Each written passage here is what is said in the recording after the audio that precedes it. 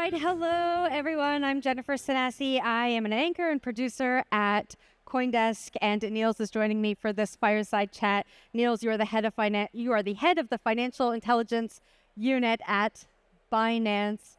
We have a lot to get into today. All right, let's just start here because I think anyone who follows the space is wondering, how difficult is it for you to do your job given the current state of regulation across the jurisdictions that you operate in? Very. I think it depends on how you look at it. On the one hand, if you look at compliance and how to implement it in a crypto exchange, you have your KYC, KYB screening processes and procedures, and those are, in a way, they're very similar to traditional financial sector. At the same time, they're also different because you have crypto and you have all kinds of additional attribution. So if you look at it from a technical point of view, it's not that difficult to implement. Mm-hmm. If you look at it from a global cryptocurrency exchange, we're operating so many different markets. It is very complex because we have ever-changing regulatory frameworks in different countries, and country A is different from country B. And if you finally implement it for a specific country, it might very well be the case that it will change over time as well. So it's very difficult to implement it in a compliant manner. Yeah. Within Binance, we have that part of the business, which does the screening and the onboarding and the regular checks. We also have an investigations department, which is conducting investigations into financial crime. And that is, in a way, easier than how it is, for example, in traditional finance, because then we can leverage all the information from the blockchain to conduct our investigations. So on the one hand, it's very easy. On the other hand, it's easier. Well, it really has been a difficult year for Binance. I think anyone who's watching this discussion has seen the headlines. There's been a lot of ups and downs. It seems like you're coming out the other end. But if you reflect on the last year, what would you say the biggest challenge has been specifically for you and your unit and what you do? Well, if I go back even further, I joined Binance in September 2021. And that was before all the different things that happened over the past year. It really was. So it's... at that point, I joined the company. We built out investigations units, and we basically started collaborating with law enforcement. My background is in law enforcement and an ex-cop. I worked at Europol, I worked at Dutch National Police. I joined the company together with a couple of other ex-cops as well to basically make the whole crypto space safer from within Binance.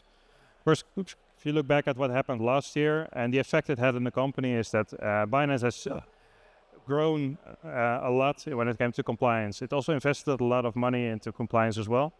Last year, we invested over 200 million just in compliance, and the year before it was about 150 million. So you can sort of see the growth in the investments in compliance. At the same time, the number of people that we hired in the company have also grown tremendously as well. This year, we hired over 1,000 people already, and we still have 500 positions open. And if you look at where we are hiring, it's on customer service, it's on the compliance side, and it's also on the tech side as well. So Binance has really changed the focus from a global crypto exchange, which was always very user-focused, to also wanting to be the main compliant exchange in the world as well. And we usually say, I joined the company to make the crypto space safer, not just Binance safer, but the whole crypto space safer as well. That's my inner drive. Yeah. At the same time, Binance wants to set a golden standard for compliance as well. So quite an interesting effect of that. You joined the company to make the crypto space safer. Do you feel like you've made a good inroads into that goal? If I look at the cases that I worked on, but also the people in my team worked on as well, yeah, definitely. It's we collaborated with law enforcement on many different cases, and also law enforcement from across the globe, from the US to India to France, for example. So we collaborate on those cases a lot. Just to give you one example, very recently we did a collaboration with an Indian law enforcement authority, where we basically looked into a crypto scam. A scam was set up in a way that it looked like a gambling site. You could just invest money into some apps. You made some profit, but you couldn't get it out anymore.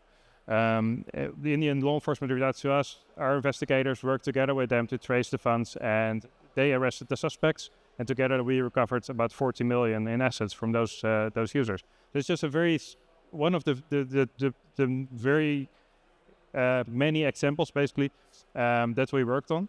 And if you count all those together, then you definitely improve the whole safety and security of the crypto space as well. I want to touch on one more question before we talk into a very challenging situation that I think Binance has faced over the past year, and it's the fact that you said, you've collaborated with law enforcement, and in this industry, that's almost like a bad word to say, right? Collaborating with law enforcement, despite the fact that there are so many scams and hacks out there that really do target folks who may be new to the space. Tell me a little bit more. I want to dissect what collaborating with law enforcement means so that people can understand better.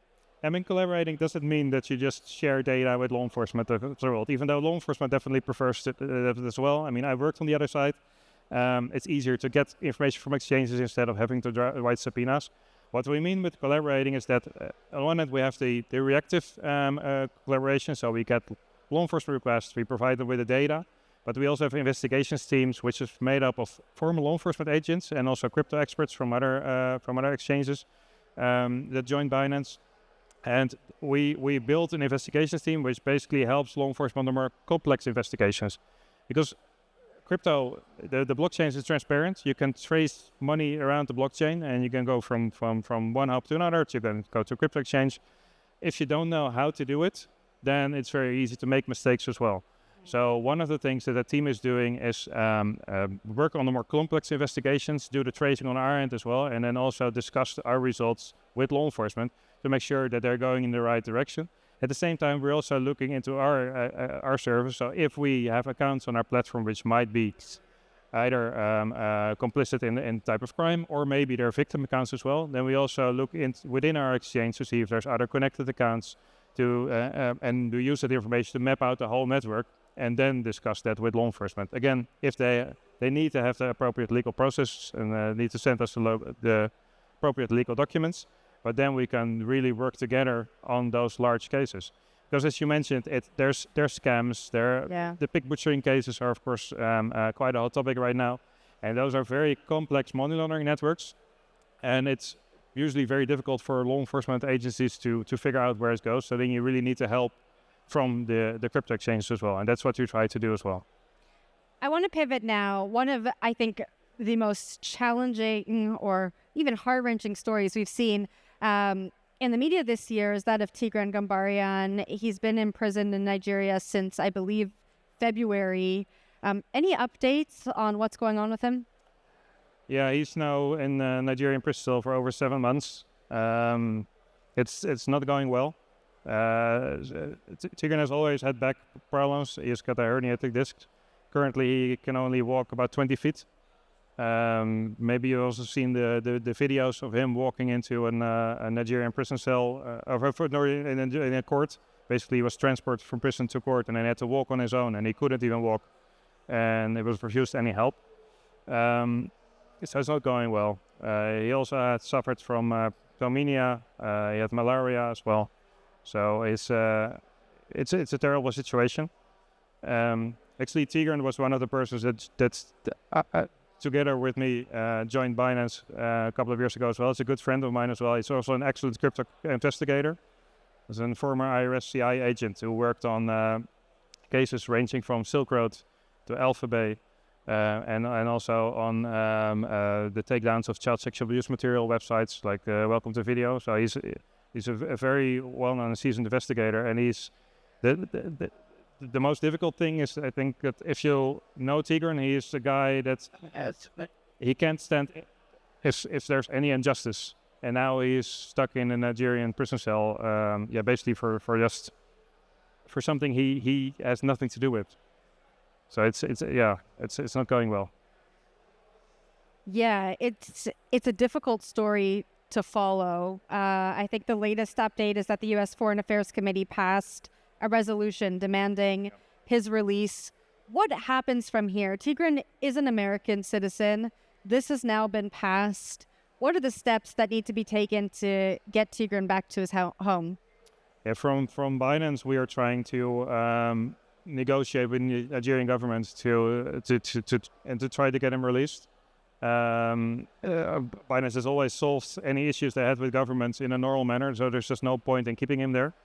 At the same time, because he's been stuck in the cell for over 7 months right now. Any additional help is, of course, welcome as well. And we really appreciate the work from the representatives, and indeed by trying to push for this proposal. The idea is that if this would pass in the next stage, that Tigran will be designated as an unlawfully detained U.S. citizen, and that basically then there's some kind of framework that the U.S. government can use to try to get him out. At the same time, it's also very difficult because it is an active criminal investigation, and that makes it very sensitive if governments try to intervene as well. But any help is welcome. So also for the audience as well, if you please reach out to your representatives as well to try to push for this. So, because he just needs to go back to his family. That's the most important thing. He was detained in February. It's now the end of September. Yeah. Are you able to give us any insight into why this kind of intervention from the U.S. government has taken so long? It feels like a long time that he's been stuck there. Yeah, it's hard for me to say. It is difficult. The problem is when governments talk to each other, that's always a slow process as well. In this case, I don't know, but it's taken way too long. I mean, he's got 2 young children, which he hasn't seen for so long. It's a 5-year-old and 10-year-old kids, and it's heartbreaking. In your career, have you ever had to deal with anything like this?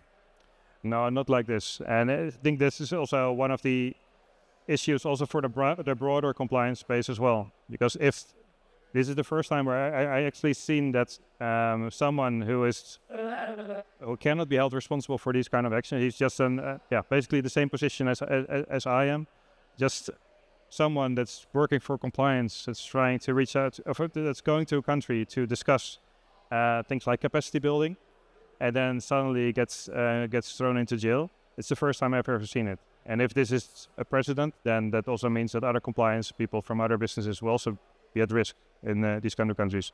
It's definitely the first time I've ever seen this. That's an interesting thing you just said there. If this is precedent, do you think, given your experience, I know this is only your opinion, that something like this could happen to other compliance officers, compliance executives from other crypto exchanges? Is this almost like a foreshadowing or something that other folks who work in the industry should be worried about? I think this is something everybody should definitely be worried about. There are certain countries, I mean, this is, unfortunately, this is the first time I've actually seen it. But I mean, the risk is out there. Mm-hmm. And that's definitely something to consider. Usually, if you travel to a country, you will look at terrorism threats and other types of risks. And now this is a completely new risk as well. So it is something that needs to be careful. So we really hope that this will be resolved in a normal manner. We're also still happy to work with the Nigerian government as well. We actually had very good relations with the Nigerian authorities, also on the law enforcement side as well. Even with having those good relationships, this still happens. So. Well, like you said, any people who live in the U.S. can write to their local congressperson. That vote, I think, is going to happen after the election. You mentioned that to me before. So, I think you would urge folks to do that to get Tigran out. Definitely. I mean, we really appreciate all the work from the representatives right now, but any additional help is welcome. So if you want more information, you can look at the website bringtigranhome.com to get some more information as well. But indeed, any help is welcome. Yeah, I mean, we've talked about challenges this year. Obviously, Tigran being stuck in prison in Nigeria is one of them. There was the departure of CZ, Binance paying the large fine to several U.S. government departments. Talk to me a little bit about how you think about moving forward and repairing Binance's reputation. It is still the largest crypto exchange in the world. What are the internal conversations that are being had about building the reputation back up to where it once was? A lot have happened in the last year. At the same time, if you look at the number of users that we're currently having, it seems like the users still trust the platform. So in June, we passed the 200 million registered users mark. Recently, we went over 230 million users already. So there's like a huge influx of new users. If you compare it to the growth in some of the other tech industries, then it sort of seems to mimic the same kind of growth that initially, if you look at the crypto space, there are some early adopters, And now it seems to move to this next stage, that the growth is actually going a lot faster as well. Binance is also licensed registered in 19 countries, which is more than any other crypto exchange that's operating on the global market as well. So we're still doing a lot of things besides all the things that you just mentioned. Yeah. Of course, in the US, we had to pay the fine. We had to settle, but at the same time, it's also a step forward in the right direction. Yeah. So it's a chance to focus more on compliance and actually, like I mentioned earlier, setting sort of the bar for compliance. And at the same time, we are looking at the whole world basically to try to carry out the whole vision why they actually started Binance at some point. So basically to provide people with the freedom of money. That's something the business is constantly looking into. I'm from the compliance side. We're trying to do it in a compliant manner. Like I mentioned earlier, we also try to work with law enforcement when there's some illicit activities going on as well.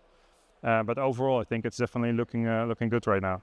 You mentioned being licensed in several different places, and that is a story I think that maybe has been buried by some of the more challenging stories that have come out of Binance over the past year. But something I wanted to ask you is, it seems that Binance is getting licensed in some regions after paying hefty penalties. And it feels to me when I'm reading the stories like the two almost go hand in hand. How are you thinking about a future where you don't have to pay a penalty to then get licensed in some of the jurisdictions? And I think one of the recent stories I read was in India, a hefty penalty, then license. Yeah, I think it depends on the type of countries. In some countries, there weren't any regulatory frameworks. At some point, they came out with regulatory frameworks. They were introduced. I come from the Netherlands. All the large exchanges have been fined there. Some of them registered. Some of them left the country. So it really depends on the type of countries. If you look at the Binance license registrations, we also have licenses registration in countries where you didn't have to pay any fines, luckily. So for example, in France, but also in Poland and Spain and the MENA region as well. But the fact that regulatory frameworks usually didn't exist, and the crypto exchanges were already operating in those markets. Yeah, that's something that creates some issues in many countries. And yeah, sometimes you have to settle and then you're going to go on. If you look at the traditional financial sector, it's sort of the same thing. If you don't play by the rules, you might have to pay a fine. And I don't think there's any large bank that didn't have to pay a fine. But at the same time, we're also working in countries where we're sort of collaborating and working closely together with the regulators to build the regulatory frameworks. If you do it sort of hand in hand, then it also makes it easier. The other thing, which I hope we can see in the next few years, is also to have more global regulatory frameworks which are aligned with each other, because that's another problem I think many of us are facing as well. In Europe, we will have MiCA at the end of the year, which means that one license and registration in one country can be passported to the rest of the European countries, which makes it a lot easier to operate as well. Because right now you have to apply for a license in every single European country, which is extremely inefficient and extremely cost effective as well. If we have Europe, then hopefully other regulatory frameworks will follow as well. The MENA region is a very, very sophisticated regulatory framework, and who knows, to the other markets as well. We have 22 seconds left, and given the things that we've talked about here on the stage today, I asked Binance CEO Richard Teng this 13 seconds, probably last week. Why do you stay in the job? The crypto space is still an exciting space. And I think that's why everybody is here as well. There's so many interesting developments, and I'm happy to contribute as well. Again, I joined to make the crypto space safer. If you look at the stats, it's not that bad as people think it is. I think it was mentioned here in our panel here as well. So that's my main reason why I'm here. It's still an exciting space. So, Nils, thank you for having this conversation with me, and thank you to you all for listening. Thank you.